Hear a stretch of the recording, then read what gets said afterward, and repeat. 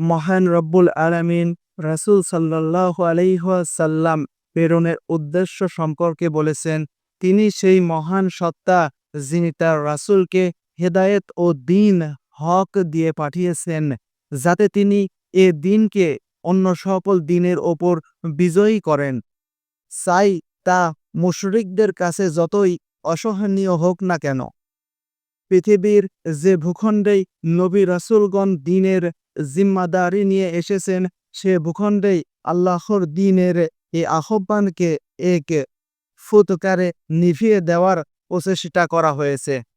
সকল নবী রাসূল বাধা, প্রতিবন্ধকতা ও কাফের মুশরিকদের অবসন্দের তোয়াক্কা না করে এবং তাদের বিরোধিতাকে আগ্রহ করে ইসলামকে বিজয়ী আদর্শ হিসেবে প্রতিষ্ঠার জন্য প্রচেষ্টা চালিয়েছেন। অনেককে নিজের দেশ ত্যাগ করতে হয়েছে, অনেককে জুলুম এবং নির্যাতনের শিকার হতে হয়েছে।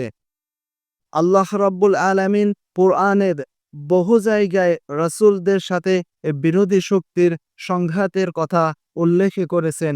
নবীদের বিরোধিতার কারণে জালেমদেরকে ধ্বংস করারও বহু দৃষ্টান্ত আল্লাহ কুরআনে তুলে ধরেছেন।